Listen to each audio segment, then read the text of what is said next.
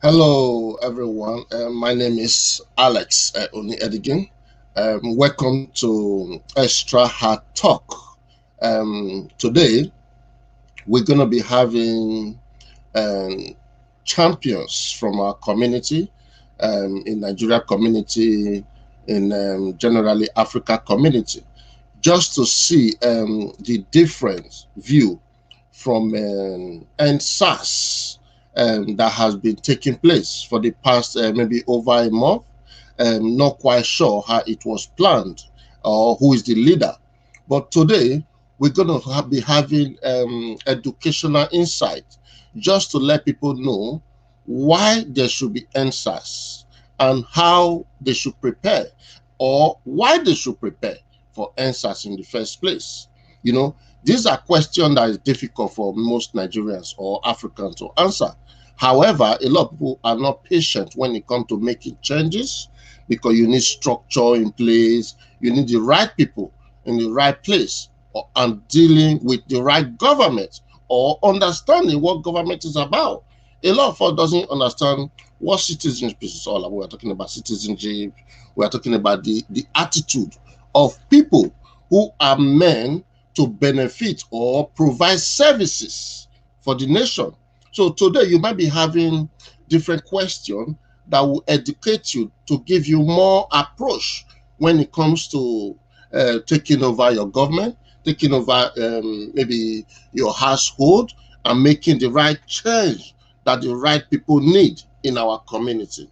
So just so you know, you are free to comment or ask questions from the panel, because we'll be having maybe not just me, maybe 2, 3, 4 people on the panel today, so that we will be able to get the right question from different views and different departments of social and inclusion community.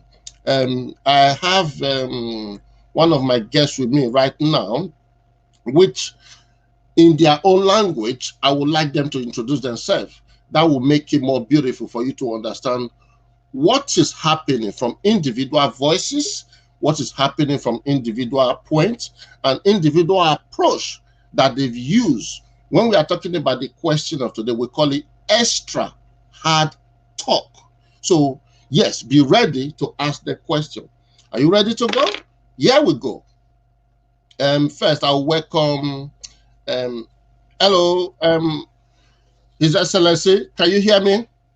Yeah, I can. Oh, great. Welcome to Extra Hard Talk by Zion Extra. I'm just bringing more people, because I'm not here with you only today. So I have more individuals going to join us. We might be asking you some questions, or you might be asking them some questions. So everybody is going to be very interactive to make our viewers more educational background purpose. Yeah. Okay. Hello, Ahime? Can you hear me? Oh, I love that. Hello, Matthew? Is that Matthew? Yeah, that's Matthew. Hello, Mr. Matthew? Your mic Oh, is off, Matthew. Switch on your mic. I think his mic is off, right? Yeah. Okay. Thank you for joining us today. Shall I call you Hair or Yeah. Go ahead. Call me. okay? Thank you very much for joining us, Sir. Mm. Today we're going to be asking different questions, different views, in regard to NSAS. Okay. But however, we will be touching on different aspects of Yeah. question that common people would like to ask in Nigeria and African community when it Okay. comes to engaging in government or supporting the government to bring, when we are talking about safe care, safe environment, industrialization, bringing in more change that we all have been crying for the past 15 years. When we Mm. talk about political logo, they said they want to Mm. bring a change and see if that thing has happened or not. First, I'm going to make sure everyone is here. I'm not just going to let you answer the question on your own. Okay. Yeah. I'm just going to bring everyone in now. Hello, everyone. Thank you for coming.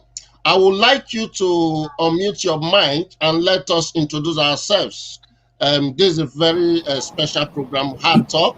It's going to take us between 10-20 minutes to get out of the way. Very quickly, my name is Alex Oni Edigin. I'm here to support our community when it comes to education or insight to citizenship, in regard to protest and SARS that we all are aware of. And if I give chance to Sir Matthew to introduce himself. Okay, good afternoon. Good afternoon. My name is Matthew. Yeah. And I would say I'm a Nigerian, a family man, and a good time to be alive to see what is happening, how the youths are responding to a call, a clarion call for change in their own lives. Okay. No other person can move that for themselves, and we are happy to be alive at a time like this to see it happen. Okay. Okay, thank you very much. Ahime? My name is Ahime. I'm Nigerian as well, currently living in the UK. And as with most people who are below 50, we want a change for the country. And I think I believe that we need to begin to articulate how this might happen and how some of us in the diaspora can contribute to such a move. So yeah, so it's interesting times, and I'm happy to be on here. Oh, thank you very much. Lady Sandy, if I'm right. Yeah. Hello, Sandy. Is My it mic Sandy? is mute. Sandy, your mic is mute, I think. Okay, I've unmuted it. Can you hear Oh, me? yeah, you can hear you now. Good afternoon, Yes. everyone. Yes, I'm Sandy from South Africa, and I'm a Nigerian youth as well. Oh, great. I'm really pleased to have you all here on this panel. This is going to be a quick question. We would like to take between 10-20 minutes to get out here so that we educate our community when it comes to protest or NSAS approach. Before I start my first question, are you sure you don't want to show your faces or you comfortable like that?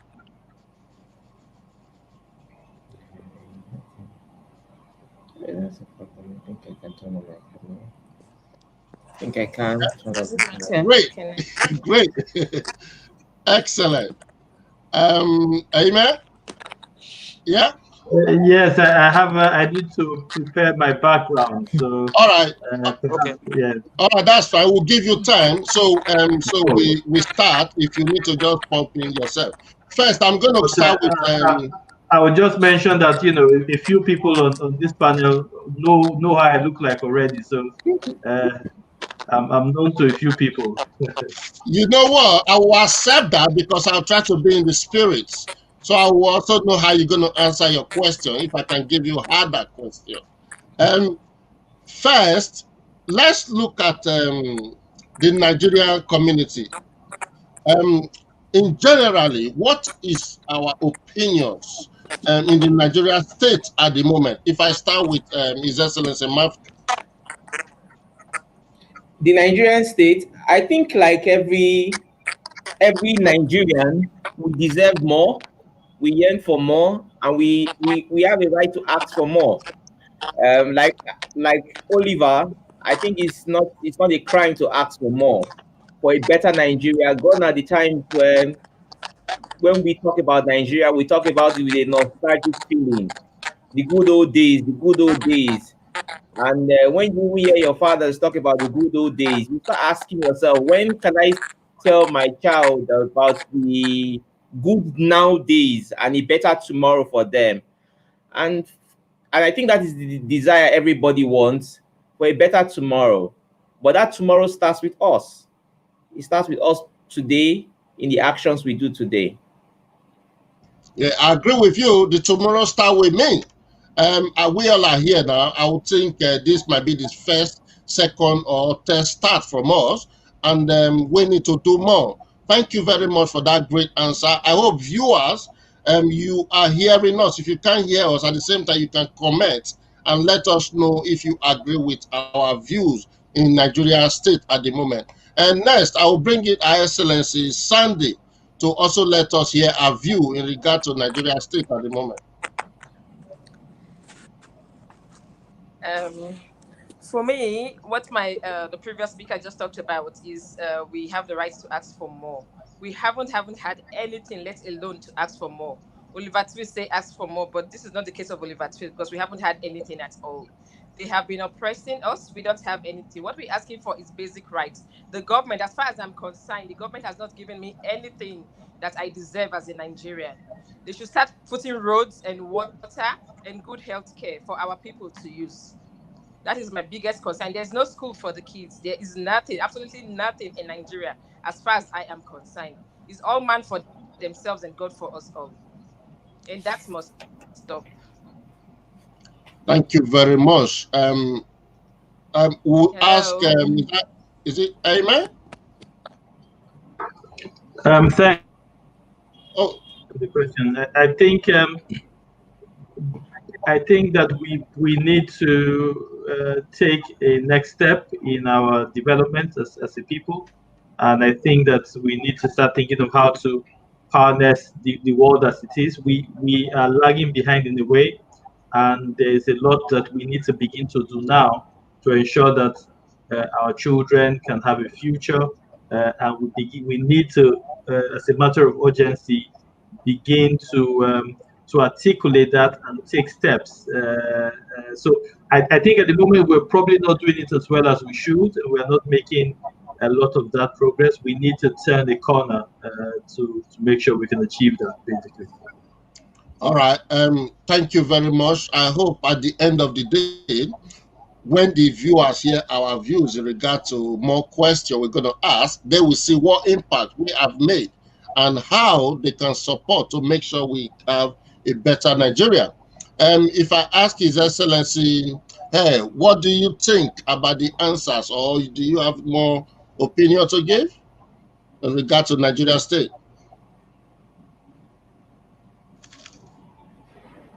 Oh, Okay, I would say that one of the problem we have as Nigerians is psychological. We've been trained, let me put it that way, to accept everything that our leaders, dish at us, and because of that, it's very difficult for you to find leaders. Like we're talking about this EndSARS thing and the movement around Nigeria. Even as at now, you find it difficult to see people that want to own the process. This process of change, a lot of people don't want to own the process, and this is something that we really need to push.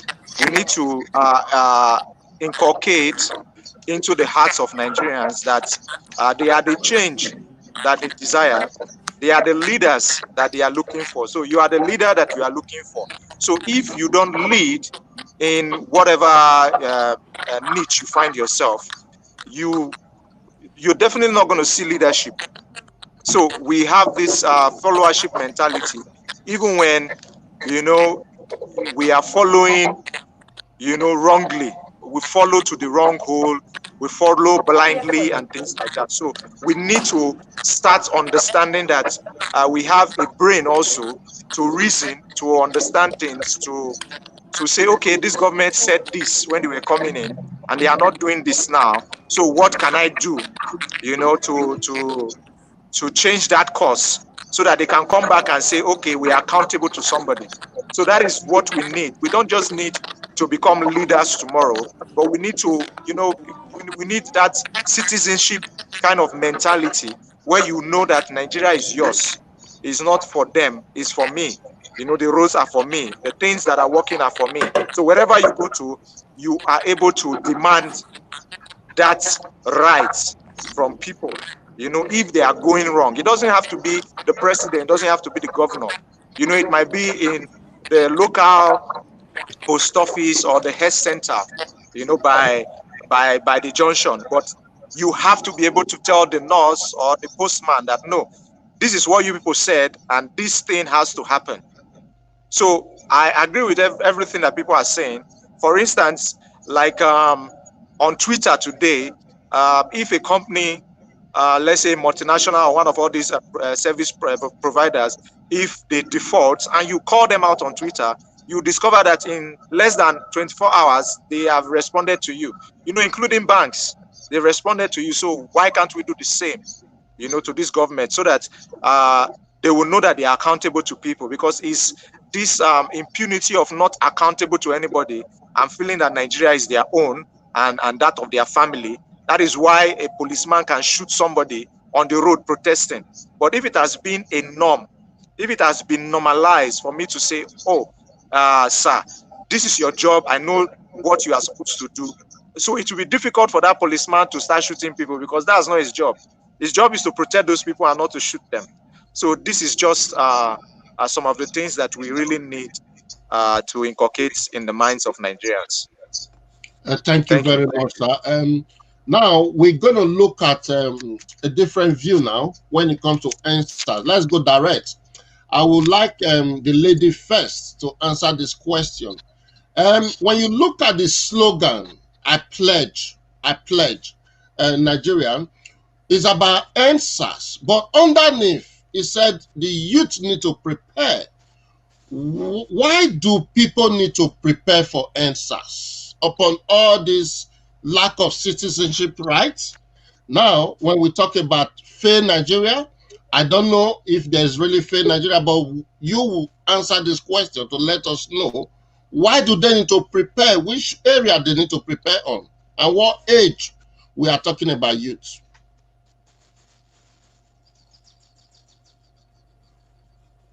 Sandy?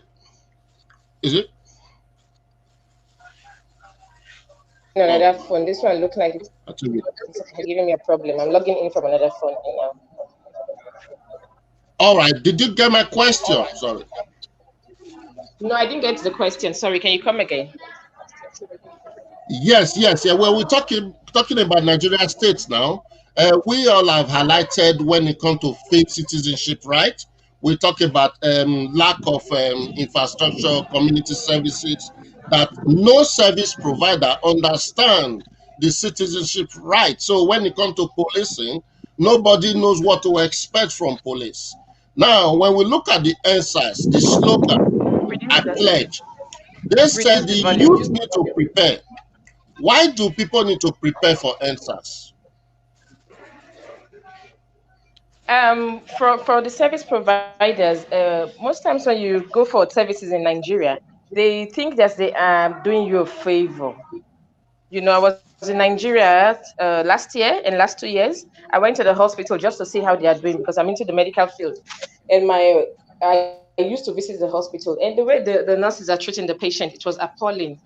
I even had to argue. It was almost getting to a fight until my auntie then introduced me to them. Only then they started, like, you know, wanting to do the right thing. And I said, it doesn't have to be like that. You don't treat patients like that. You have to respect patients. So same goes to all departments in Nigeria. You go to the bank, they harass you. You go everywhere, they harass you. They treat you as if you are nothing, that they are in charge or they're doing you a favor. and they've been paid to do the job. The bribery and corruption we're talking about is everywhere. So service delivery for me in Nigeria is a failure. Everyone has failed the system. Everyone from top to bottom has failed the system. So when we want change, which I always say change begins with us before we start pointing at the government. Each individual should take it into their hands and look at how can I change myself? Because if I can change myself, change those around me. We are the government, like we say, we are the government.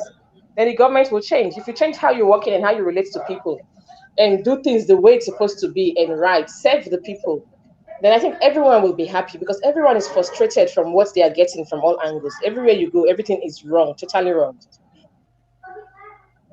Okay, why do they need to Hello. prepare? If apart, we're looking at all this, your your analogy, why do they need to prepare? If someone is crying, do they need to prepare to say, I need change?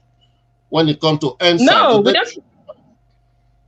don't. Okay, come again with that question. Why do people need to prepare for answers? Oh, you can't just go out and start protesting. You need to know, what do you want to do? What is your aim? What are your objectives? Why am I doing this? Then it's like when you're going to school, to university, you know what you want to study. You pass through the process. So people need to prepare when they're going for a protest to say, like, a protest like NSAS. There's so many things that has happened with the NSAS, and they have to be prepared and know what they are going for. And no turning back. There is no turning back at all. So it's very good for you to be prepared when you are going for such a mission to say, I'm going to do this. This is my aim, and that's where I'm going to. I will see it to the end. Thank you very much. Sir Aime, why do people need to prepare? If they're crying, do they need to prepare to cry if they be crying? Prepare for answers. Why? To begin with, I think the peaceful protests that we saw and that we saw with relation to the NSAS campaign was quite good. I think that it's important to. It takes a lot to successfully protest at any time and at any era. So protests oftentimes are not short-lived. They may need to be protracted. They may need to continue in the minds of people even after physical activities end. So if we have a good preparation, it will help to ensure a sustainable protest period. It will help to ensure that the result is more. It will help to ensure we have a better result, and we tend to be guaranteed a result if we plan better. So I think there's a lot of preparation that needs to go into it. Having said all that, sometimes you don't plan for events, and you need to respond to events as well. So it may be that the events that culminated in the protest at the time it happened were such that there was no time to prepare because things happened and people needed to make a stand and make their voices heard at that point in time. Okay, thank you very much. And His Excellency Matthew, if we look at the end of the tunnel, now, if we are saying people need to prepare, I can see that the beating, the killing, does it mean that they didn't prepare? Are we seeing maybe the beautiful side at the end of the tunnel, or the winning at the end of the tunnel of this protest? Because you still know Showore was in Abuja, was it 3 days ago, 4 days ago? Is there still victory, or people have stopped because they didn't prepare? Now, when you say prepare, the question that comes to your mind is prepare for what? Prepare for what? We should start asking ourselves fair questions. What do we need? What do we want? What is the end game? What compromises can we make to achieve that set goal? Because every conversation, be it war or be family squabbles or be office politics, ends at the round table where compromises are made. So now the question we should be asking ourselves is that what compromises are we willing to make? And I think that's where preparation comes to play. What compromises are we willing to make per time to meet what things can we accept? Because that is the only way forward. But we must also ask ourselves, the slogan "EndSARS," I see it more or less as a symbolic slogan, more or less, because it goes deeper. People want a better life. People want something better. People want a better police force. People want to be treated well, and they see police as an organ of government that can offer a better service to them. Nobody wants criminals to be let loose. Nobody wants them to be burning properties. People just want to be treated better. Even when you are, even when you're wrong, you just want to be treated better, because that is what every human being wants. And how do we prepare for that? Like him mentioned earlier on, things happen. Some of them can be spontaneous, and sometimes we must agree that mistakes could take place because you didn't plan for that. People just acted on impulses. Not every impulse is right, but the question you should ask ourselves is, what are the spirits behind those impulses? Are they the right spirit? And what do we want?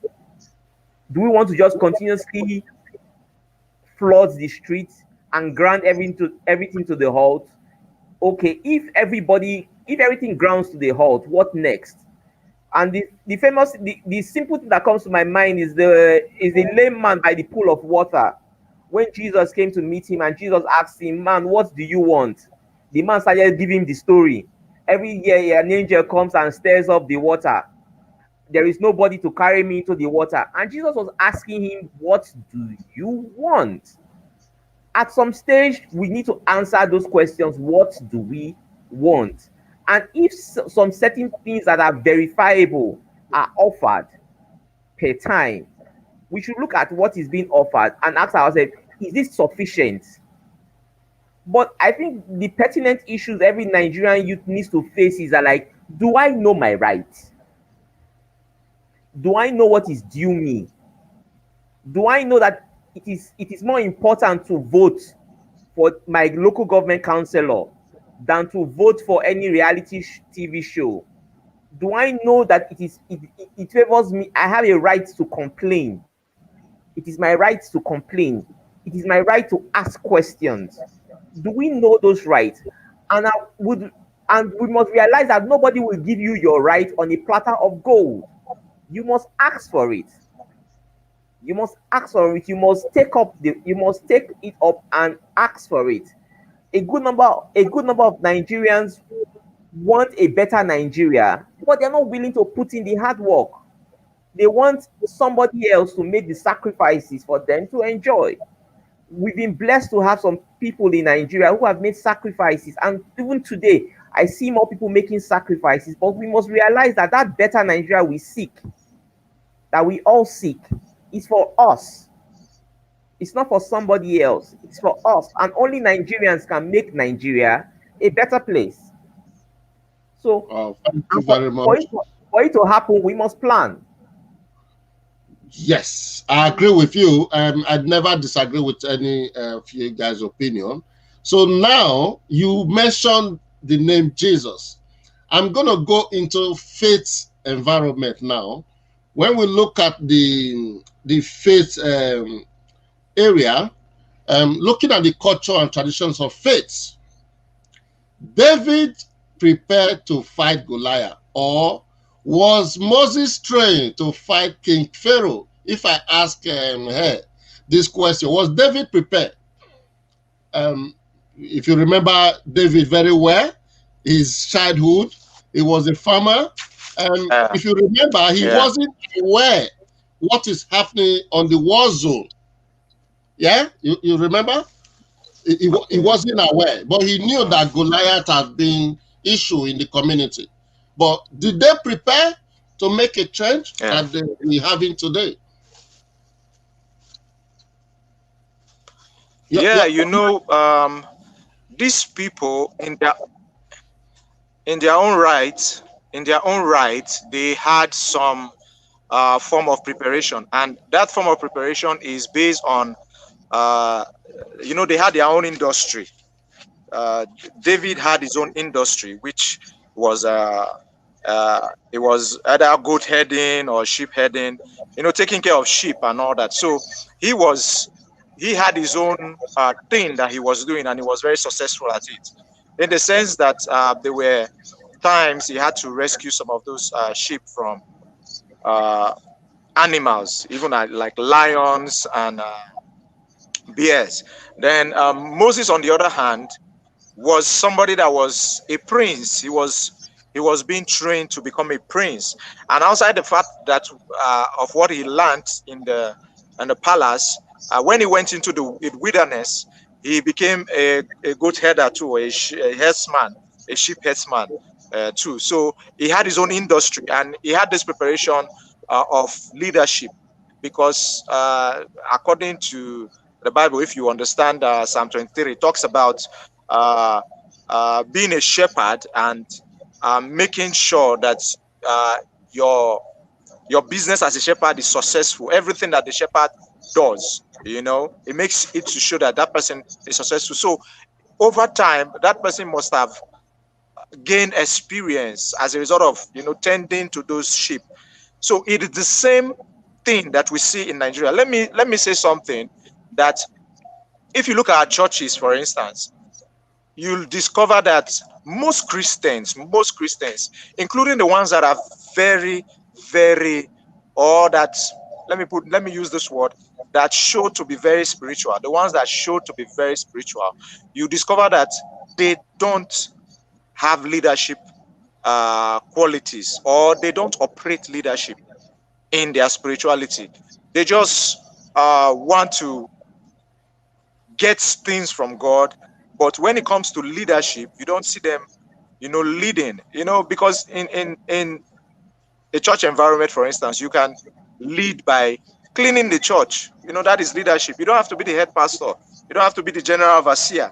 You can lead by taking care of the, electricity. You can lead by taking care of the technicals in the church. You can lead by doing something in the church, but you discover that, most pastors have to push and push and push these people, to do those things. They even have to blackmail them. For those pastors that, use the law, they'll start blackmailing them and telling them, oh, you must do this, you must not do that. If you don't do this, the judgment of God is upon you. Because naturally, they don't have that leadership tendency. They don't want to lead. They just want to get, like what my brother was saying, Matthew. Nigerians just want to get. They don't want to, be responsible. They don't want to sacrifice. People just want to live in Abuja, run out of the village, and come and live in Abuja. I'll paint this picture. I remember where I was living in Benin. We relocated to a new environment, and there's this street I always walk through, and the street is swept every morning. They sweep that street every morning. There are trees from the beginning of that street to the end, and it was like an outskirt in Benin City. So every time, when I didn't know anybody in that area, I would just walk past that street, because I came from GRA, but my GRA was not as neat as that street. In the outskirts of, the upper Siloko area, you understand? And not until later, I discovered that there were people, young boys, these young boys that, want to, trend and want to do all these things. I discovered that these young boys wake up as early as 5, to sweep that street. And the street was so neat, I was shocked about it. So that is leadership. So just imagine if everybody, in Abuja, for instance, decide to make sure that their streets are clean. In Lagos, for instance, just decide to make sure that the streets are clean. So I always tell people it's not about, making sure that everywhere is fine. It's about maintaining it. If we have the culture of maintaining, we will be able to understand leadership. So that was what David, that was what Moses, that's what God inculcated into them, that they were able to maintain. They were able to maintain, they were able to manage what God has given them. So we don't have that management capacity in Nigeria. Once the thing is bad, you just change it. Once it's bad, you throw it away and buy a new one. We don't have that. So you see that I remember back then, military administrators, they will come and turn roads all over again. They will come and tar roads all over. After 4 years, another person comes, is trying to tar the same road. No maintenance, nothing. So the money that should have been used for something else is used to tar the same road all over again. I can boldly tell you in the villa and all these places that they are budgeting, House of Assembly budgeting over and over again, is that they just take things, they don't maintain things, they just take things out and throw them away. Even their cars, they don't maintain them. They don't maintain them. So all these are the qualities of having industry. Somebody that has done some form of industry in his life. Either you have taken care of just few goats and it grew, or you are taking care of a business or something. Those are the kind of people that we need in leadership. Today you look at Nigeria, some of these people, they don't have anything to show for it. They have never grown anything. And the ones that have been able to grow one or two things, they don't like them, because they want to change things. They want to get contracts and do contracts continually for things that something that you did last year. You want to do another thing for it. You want to pass another bill for something that you have already done. Look for instance, this EndSARS things. They said they disbanded the SARS 4 years ago. They started on the third year and the second year, last year and this year, disband and brought them back.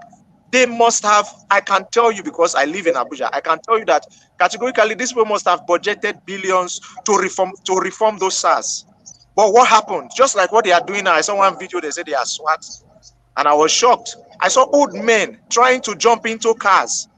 I mean, people that already have pot belly. Why can't you look for young guys, 18 years old, 19 years old guys that, are smart, that when you tell something, they will remember. They will remember that they cannot shoot somebody. They will understand the rules of engagement and all that. That is why you discover that most of the military guys that go through the NDA, you don't see them on the streets. Most of them, you don't see them. They are not the ones shooting at people, because they were trained properly. It's all this rank and fire that they just say, shoots, and they don't remember. They just think being a soldier is all about shooting people. So these are the things that we need to understand about, looking, the question you asked, looking at the life of, some of these Bible characters that were successful. It's not like they didn't have challenges. David had challenges as a king. He had turbulent times. He had problem in his kingship. Moses had all that. But at the end of the day, they were able to get to that promised land. He was able to get to that. He didn't get there. He handed over to Joshua, and they got there. That's because he trained leadership. But today, you discover in Nigeria that the next leader is worse than the former one. You will now be wishing, I wish that person was still around. And it's not supposed to be so. The new leader is supposed to be better than the former one. We are supposed to move forward and not, backward. So that is just, something, some things, the peace of mind I have concerning that question. Okay, thank you very much. I'm really happy for everyone inside. It's like we're in the university now, learning. I'm learning a lot. Now we'll be talking about leadership.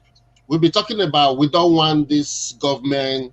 If you're going to answer this question, how do the youth prepare when it comes to bringing back what we want? The positivity, the happy Nigerians, the free environment.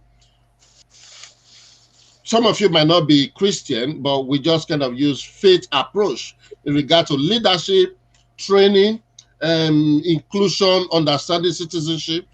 Do we think our youth are ready, or they have the level? When we talk about 2022 now, it's just behind the closed door. I don't know. I don't know who is going to answer this question. Anyone can volunteer.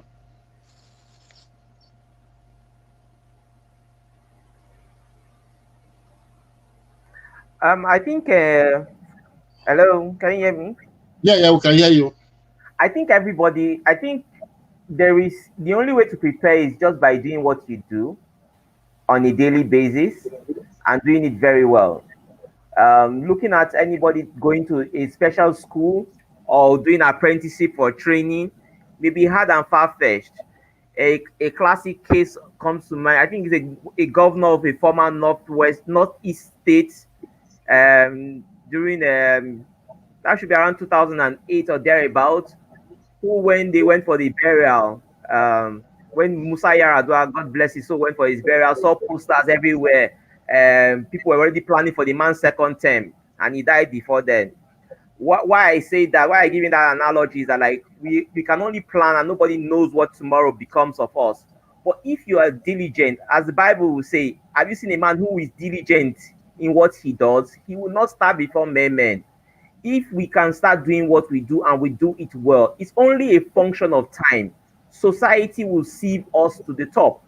We will find ourselves at the very top in leadership positions. We must take cognizance fact that we must change our small space. You are the doctor in a hospital, make sure you deliver efficient services. You become a doctor, you coordinate multiple hospitals, deliver good services across board. That is the only way we can effect the change we want. Little by little, as the French will say, petit à petit, little by little, we will reach where we want to get to. In every aspect of our lives, let us start doing those changes. Let us direct traffic properly. If we're like Jerry Garner used to say, if you are a policeman, police well. If you are a father, father well. If you are a managing director, manage and direct well. Let us manage and direct well every single thing we are doing, and over time, the aggregate effort will bring us to the very top. As the saying we used to say back in Benin then, na corporation make rice the full pot. When everybody gathers together, the rice will rise and the pot will get filled up. We cannot do it alone. A tree cannot make the forest. We need to come together to work together to make a Nigeria of our dreams by doing excellent work in our individual space. People talk about corrupt leaders. What about corrupt followers? People who choose to damage roads so that they can sell on those roads. People who choose to steal electrical lights, who steal electrical supply, but complain that NEPA does not give them light. But they don't want to pay their bills.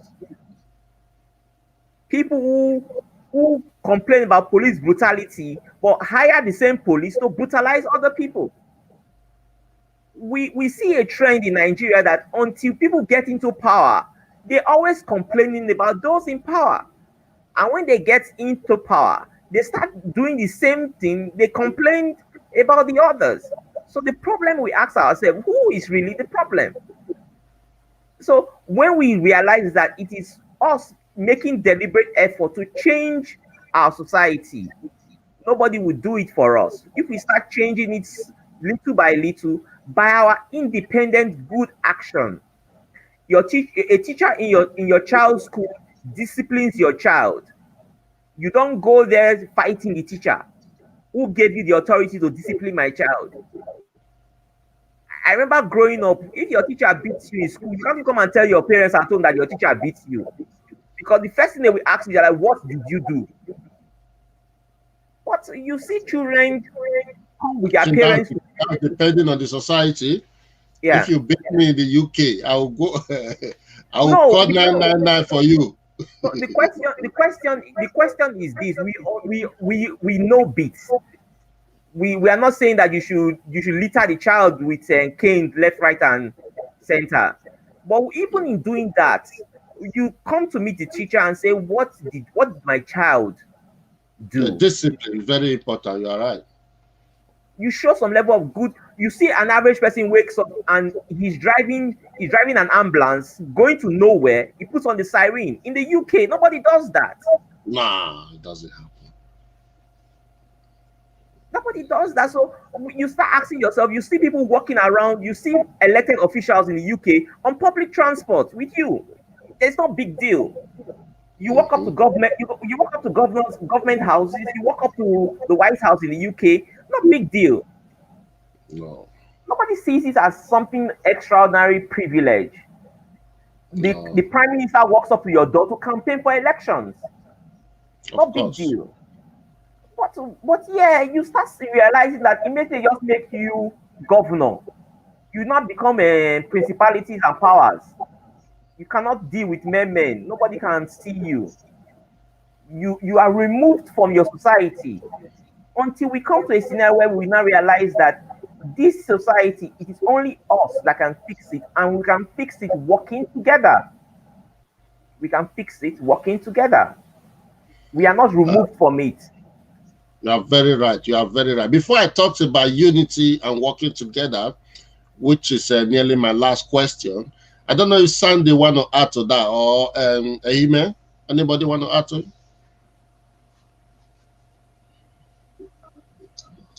I can add very quickly to say that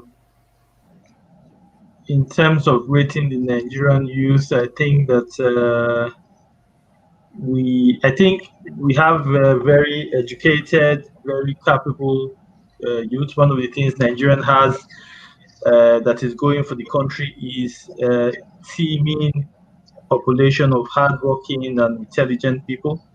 I think that we need to re-educate ourselves and understand our position in the country, understand that our future is literally tied to the performance and the progress and success of the country.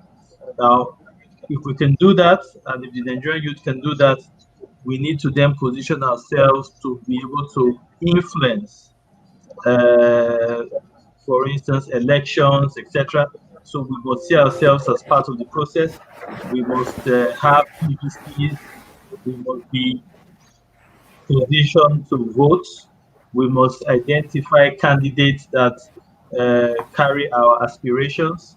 We must also participate in the political process by putting ourselves out there to be voted for. So I think in terms of how we can prepare for change, being in a position to actually do something, being in a position to actually vote, being in a position to actually let your vote be counted, and also to put yourself out there to be a leader as well, I think is quite important. And I would just like to add that component to what Thank you very much. said. Now, when we talk about promoting self-inclusion, not from the government, yes, leadership, the youth have the capacity to lead or prepare for whenever we need it. I don't know, Sandy, do you want to add to that before I ask the next question? Or are you happy?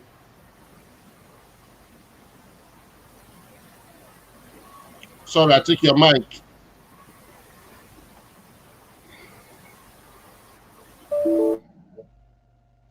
Can you hear me? Yeah, we can hear you now. Hello? Okay.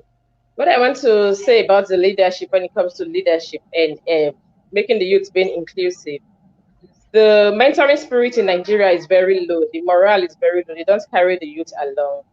They forget to plan about the future because they feel they're going to be there forever. So they don't even groom someone for in case they fall sick, they're not in the office, in case they are on leave, who takes over, or in case they pass away. Nigerians don't think of things like that. Who will be in my shoes if things fall out, if things go out of place? They have to be a mentor, someone you train to take over when you are there. But that is a culture that we don't have in Nigeria, and it's very painful. So for me, leadership is a big thing. It starts with every one of us. Every one of us should try and mentor someone where we are, be it at home, be it at church, wherever you go. That's how you lead your people. And like Ehime said, if you know that you've got the power, you know yourself that you have what the people are looking for and you can lead. There's nothing wrong in putting up your hand. People around you already know you. They know what you can do and what you cannot do. You know, if you are fraudulent, they know. If you are truthful, they know. So if people should not be like, oh, it's not my business, it's not my business. But that's been a culture in Nigeria over the years. And people just stay away because they're comfortable in their own small space. And now that they see that the heat is getting to everyone, even the rich is not even comfortable anymore. Everybody's crying out. So I will urge Nigerians and Nigerian youths, those other speakers have said a lot about the Nigerian youths. They should see themselves to be inclusive in government. They should vote, go out and vote. Choose their candidates who's going to portray their aspirations, who can bring out their dreams. Not voting for reality shows, Big Brother shows, they are there. Twitter, they are there. They turn to internet voters. They're there casting all their votes, but they cannot go physically to the poll to vote. And that is not doing any good to us. So, but I think now they've woken up. If the youth movement can take this up and their party can come, I promise you, APC and PDP is gone. it is gone. I agree with you. I totally agree with you. Now, let's look at this area of our community everywhere, all over the world. We have many groups as a Nigerian, WhatsApp, Union, Association, and looking at unity, change that we want. What's our view? What do we need to do in this area? If you want to answer that question, I don't know.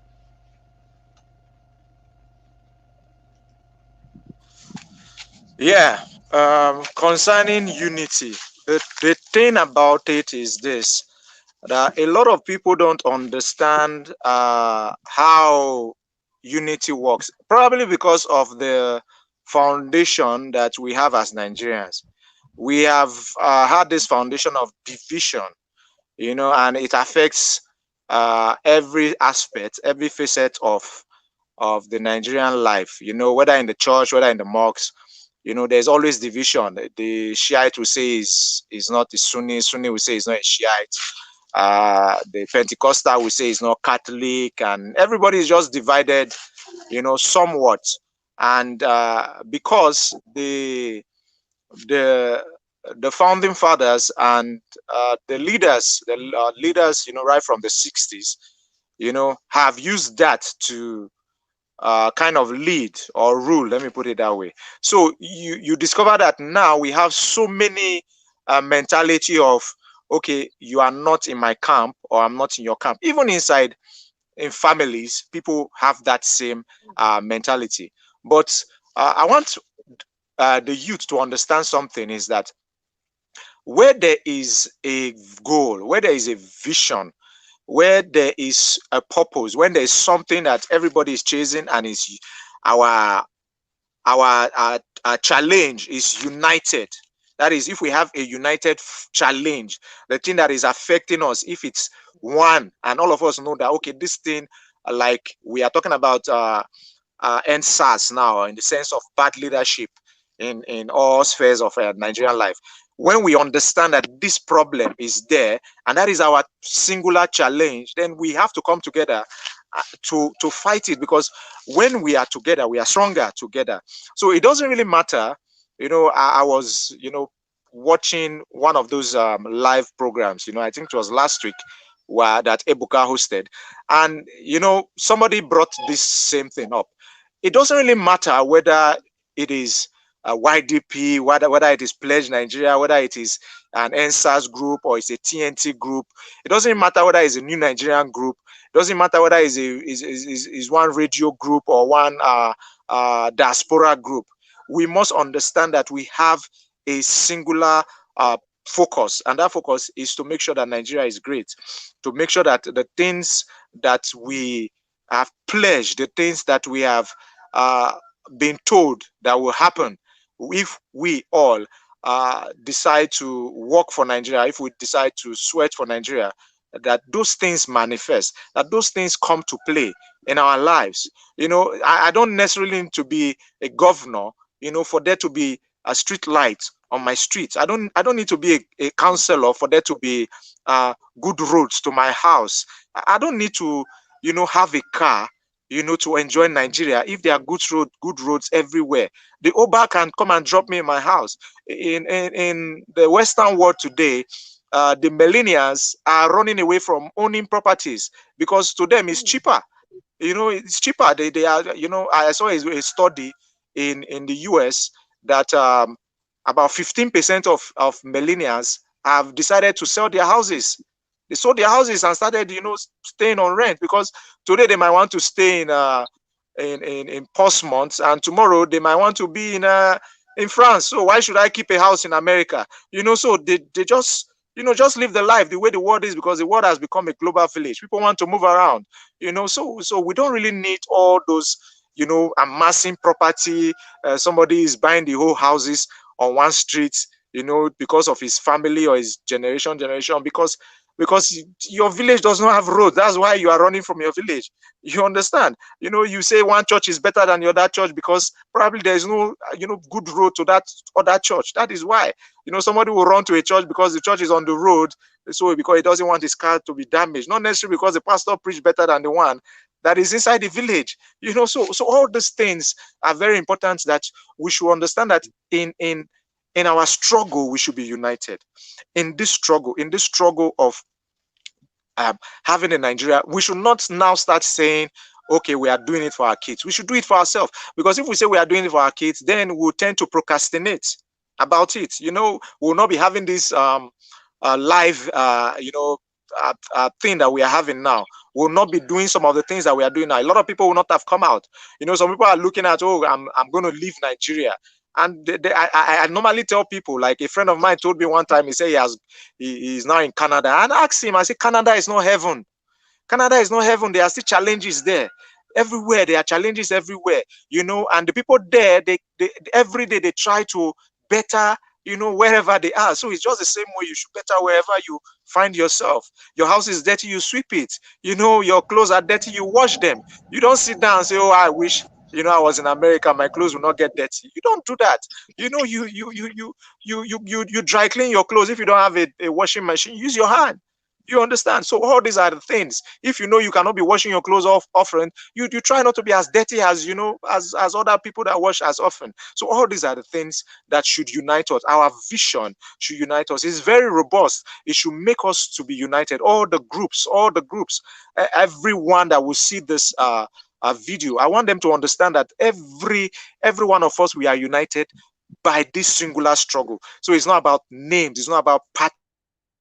The other days, a governor contested in one party and went to another party and won. So it's really not about the party, it's about the governor, it's about the person. So it doesn't. I'm not interested in PDP, I'm not interested in APC, because some people that were in PDP today, some of them were in UPN, some of them were in Action Group, some of them were in MPN. They were in different parties, SDP, NROC. But today, what is uniting them? What is impunity that is uniting some of these leaders? To make Nigeria, I don't want to use the word, to make Nigeria a place where people cannot stay, like a place for vultures, where everything is just about, devouring and taking and not giving back. Some of these people now, thank God, because of the coronavirus, a lot of people have problem. People cannot move out of their country. We know what happened in the last 8 months. A lot of people could not travel out, and many of them died. So what if they have, made their hospitals better? They have made the hospital in Abuja, in Lagos, in Umuahia. You have made the hospital better. You don't need to travel anywhere. I remember in Accra, the president of Ghana, I think Atta Mills, when he was sick, they took him to the military hospital in Accra there. And that's where he died. If in that military hospital they could not do anything for him, they would not have been able to do anything for him in the UK. So that is it. You die, it's your time to go. You understand? But make sure that you have put the best, on ground. So this is what we have to do. All the groups have to unite. No matter the front, no matter what you are doing, make sure you understand that it's a struggle. Because tomorrow, if you come, like what my brother Matthew said, if it comes to that point where we have to make compromise and say, okay, your candidate is better than mine, then we allow the person to go, as long as we know that that person is going to tar our streets. As long as we know, like my sister said, that person is going to give us pipe-borne water. You understand? And we will not be fighting government or paying hundreds of thousands of naira to even dig borehole in our own compound. So all these are the things that we have to focus on. We must focus on the struggle, because this struggle unites us. Thank you very much. Thank you, sir. Lady Sandy, I don't know what's your view in regard to this group. Maybe sacrifice, we look at it the other way around, for some people to sacrifice something to leave their group, close it, and join one other group. What do you think? What's your view in regard to many groups? So for me, so many groups are not living the purpose of the group where they are in. So when I'm in a group, I try to live the purpose of the group where I'm in. Because people come and infiltrate the group with their own different interests. What is the aim of that group? What has that group done to you? Like my colleague have said, we've got a common fight that we are fighting. It's a struggle. It's a struggle. We've been talking about this. Everyone have been withdrawing since. Let's unite. It's not really about the party, like he said. It's not really about it's not really about religion or tribe. This is the basic things that we need, that we are fighting for. So if we are in any group, the aim of that group should be that we get to where we are going. What is the purpose of our group? What is our mission? What is our goal? We should try and achieve it in that group, not go there and discuss things that will not benefit us, or try to create arguments because you APC and PDP, we are the same APC and PDP, both parties. No one is giving us anything. No one has brought what they said on the table. There's no manifesto. We need people who will come and tell us what do they want, lay down their agenda and pilot the affairs of the country. That's all we ask for, to give us what we want. We've got the money, just for them to say, okay, I'm putting water, put the water. This is healthcare, I promise. This is the healthcare, we see it. This is the road I talk about. Here's the road, we see it. But they come and you see, even it's so shameful that the presidents are even going to commission mango trees. They go and commission pit toilets. They go and commission the things I've seen. It's so annoying, the things that they are doing. So for groups, they should start talking. What is the aim of the group? Are we there to discuss Nigeria backward? Are we progressing or we are regressing? What do they want to say? And what is the group about? That is what I will say concerning the groups. Thank you. You're welcome. Thank you very much. Sir Matthew, I don't know your view in regard to unity. Having many groups, do you think unity will work, or this preparation will it work? Having many groups, because there are so many groups.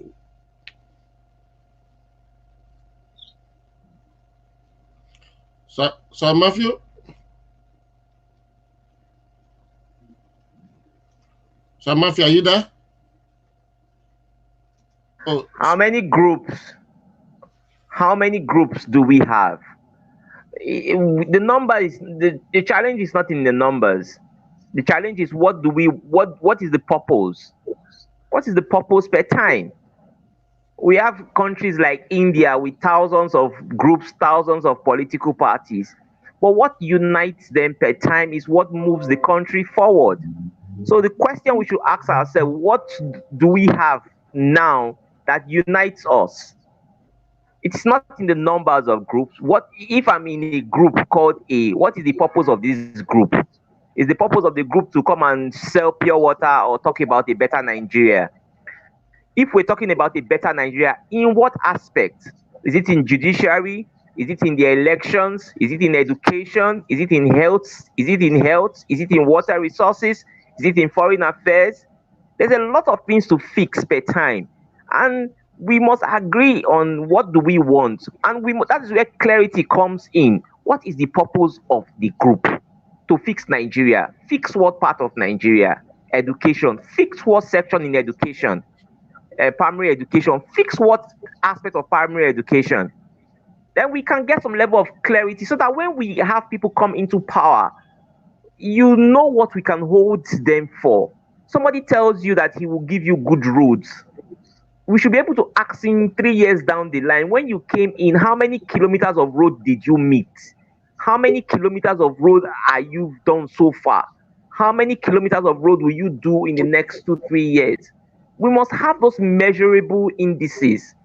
When you say, I will fix roads, how will you fix the road? Where will you get the funds? I listened to an aspirant some weeks back. When he was asked the simple question, how do you intend to finance your plans? It was based on goodwill. I just believe it will get better. It doesn't work that way. So, and the same thing with the groups. So the groups must be able to come out and define clearly what they want to do. And if you see in your group they don't have direction, collapse it. If you see somebody that is better, join them to make success. Instead of shining our small torchlight into our eyes, let us look for a flood lamp and focus it on the problem. That is my own attitude with regards to groups. Sorry, before thank you very much, Matthew. Before the last question, I'm just going to explain to those in the UK. So, Matthew, you are in the UK, right? No, I'm in Nigeria. Oh, you are in the UK. I thought someone said, is he Ahime in the UK? Yes. Ahime is in the UK. Okay. We have a DOE group that just made their 80% decision of unity right now, which is very strong. They've made they're ready to unite. When we're talking about economical structure, You know, we had different approach regard to Obaseki coming back. So they continue. We are able to they create a structure, and they created a structure. If you want to join us, you want to know more about it, please get in touch with me. You can just get us through WhatsApp group, and I will send you information about it. So if you can join the next meet, I think it's next month, I'm not sure. So that will update you if it's something you can share on other Edo community or Nigerian community that wants to support. Now, the last question, please. Nigerian government gave the youth power to run, say not too young to run. So when we look at 2023, if I'm right, the next president will be expecting, isn't it? If we look at not too young to run is there, and at the same time, we still have fair society then, and the youth cannot get into, or they couldn't get into power in the 2021. What is our next approach? What advice or individual plan? I'm not saying you should give us your plan secretly. The general plan that you should expect to engage with in terms of NSAS approach that we said they need to prepare. Hey, you want to answer? Oh, I think Sandy, do you want to answer that? Yeah, it's fine. What I will say is, if the youth can have a good candidate to represent them, that can pilot their affairs in the next coming election, 2023, they should start working now. There's a lot of things to do. There's a lot of work. Who is the candidate first? Who's going to represent them first? That is the issue. Secondly, if they finally get to the pool and then they lose, what do they do? Is it a fair lose? They ask themselves that question. Was it a fair lose? Was it a rigged election? Then they can take it from there. If it's a fair lose, then they accept the defeat. But if it's a rigged election, they go through the process and see what they can do to get to power. Because I promise you, the government is ready for them, and we should be ready also for the government, or whatever it is. Okay. Let's look at the federal side of it. How can diaspora, people in diaspora, participate in 2023? Because if you use Edo election theory, I'm just asking Sandy now, Edo election theory, what do you expect from Edos in diaspora in terms of general approach to Nigerian federal state? I don't know the Edo election theory. If you can brief me on that one, then I'll be able to answer. Edo were able to unite when it comes to media. Okay. Different color, different race, different parents. They came together secretly and they're creating groups. They were having unlimited groups, but they all were focusing on one approach, one aims. That's it. That's what brought Obaseki into power. So do you think it's something we can, what's your advice in terms of federal state in 2023? I think the youth needs to unite as well. They have to speak one language. It has to be one language. Not speaking today it's this and tomorrow it is this. And we have to be true to ourselves. Because whether we like it or not, we will have the Judas there. In every tribe, there must be a Judah. So we must try and fish out the Judas in our midst and let them go out. If you know any Judah, someone who's pretending to be with you and is not with you, the earlier you tell them to their face, the better. You don't know a Judah and then keep them close to you. So unity is the only thing that can pull us through. We're all singing one national anthem and singing one song together. I think we can get there. Because come May, with the NSAS approach, I was really baffled and I saw the youth taking over. I just saw that, okay, everybody's singing one song at this time. My prayer is that let's God not allow it to go down and snooze off as if nothing happened. They must just keep on burning the fire and until they get there. I believe in the youth, and I think time for the struggle is now. It's their time now to do. Is our time now. Let me not say it's their time now. It's our time now to portray that which we have been pointing fingers that is wrong. Oh, thank you very much. Hey, when we look at if you listen to what Sandy was saying, the answer to the change we expect in 2023, do we need to create a new political party, or looking at the regulation of Nigeria political election or leadership, Do we really need a new party to create, or do we need a party to win election or to come into power?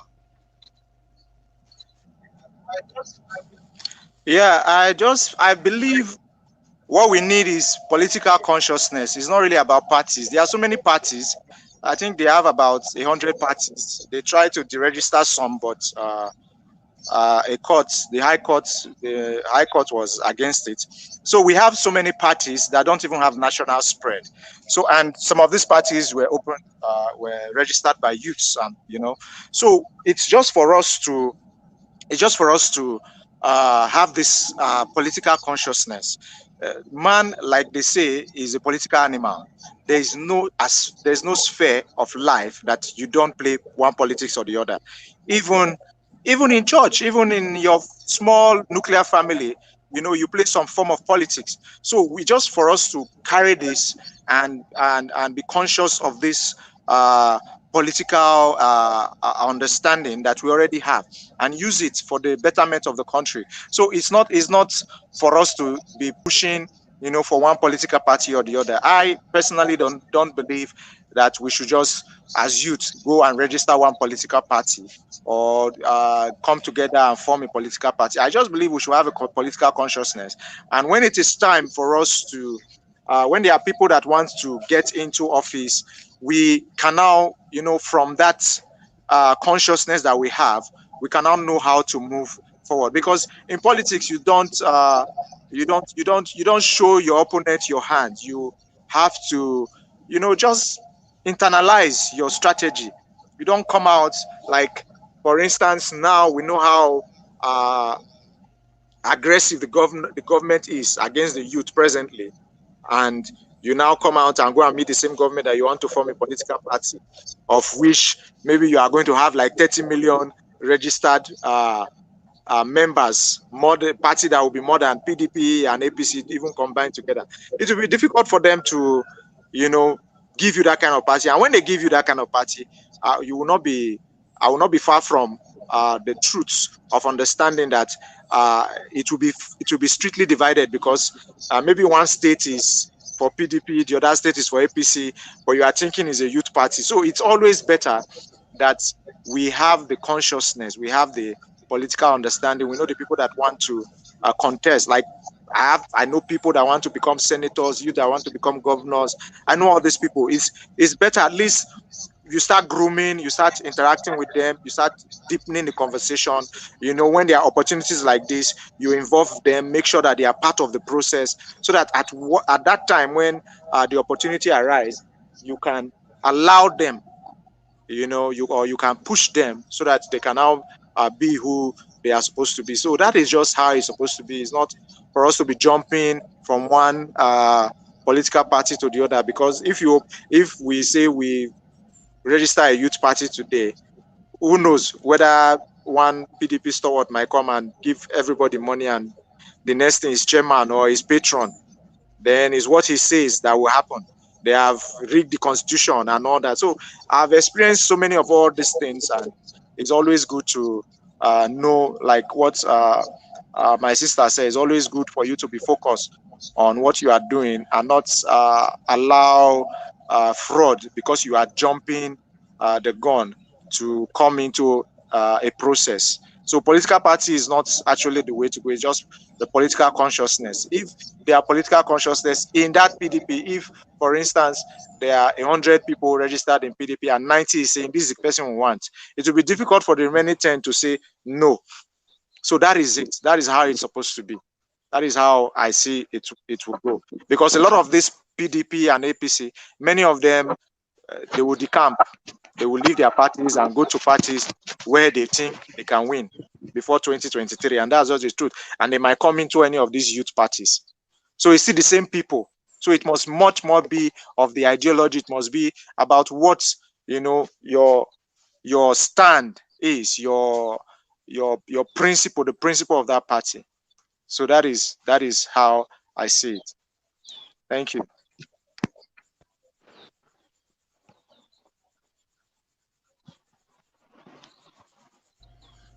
Thank you all very much. This is the end of the program. The hard question, I consider the question wasn't very hard. It's like you guys are lecturer in Nigeria community. So I would like to have one politician to answer this question if they could. I don't think so.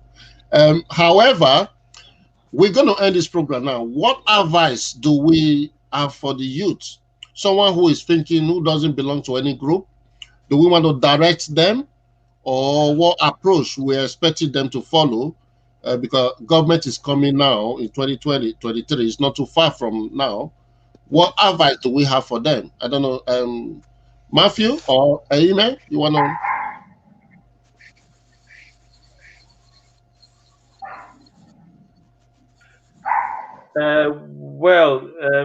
I think the advice to the youth in general is, as we've said before, we now need to be more politically aware. We need to understand where we stand in the country and what our role is in terms of what we expect, the kind of country we expect, and the kind of Nigeria we want to see.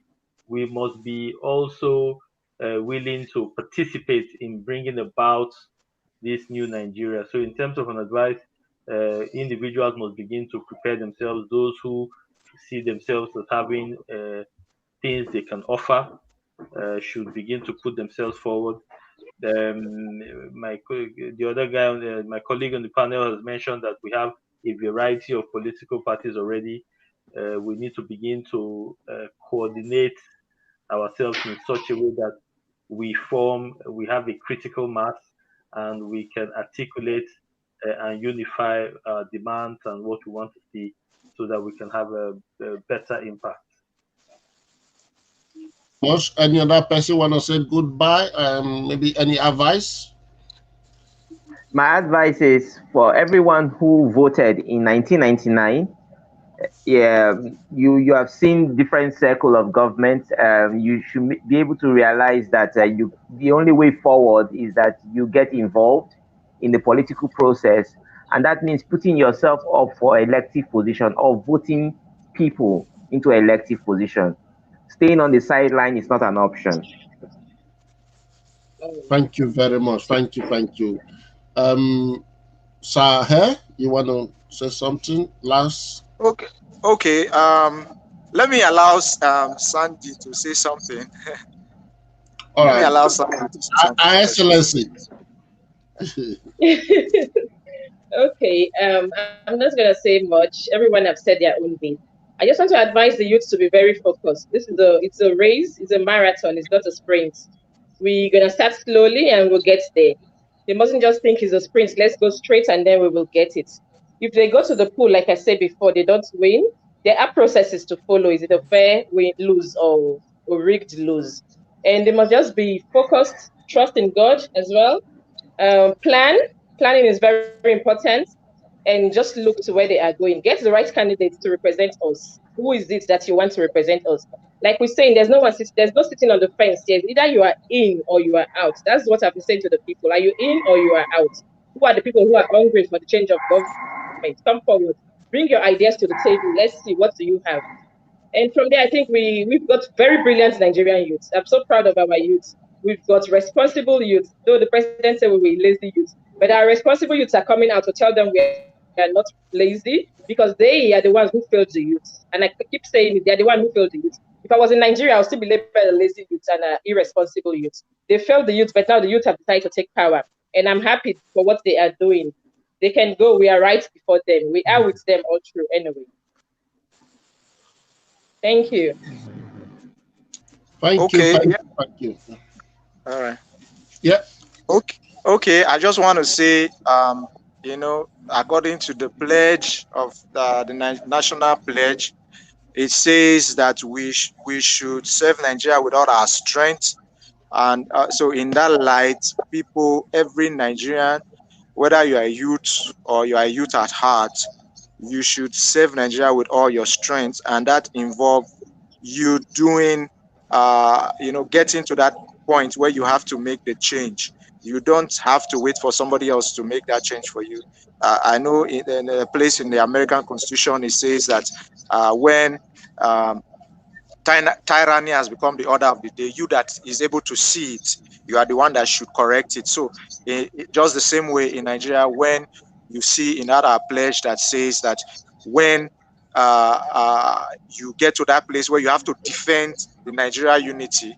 You have to defend Nigeria unity, and we are not talking about defending it by weapons, with weapons and things like that. We are talking about defending it with wisdom, with our strength, with our intellect, and with everything that we have, because we don't have another country, and this is the only country we have. So for all the youth and everyone that's under the influence of this video, I admonish you to not wait for anybody. Like we said during the NSAT process, everybody is the leader of the group. Everybody should own the process, so that everybody's contribution will get us to that goal that we all desire.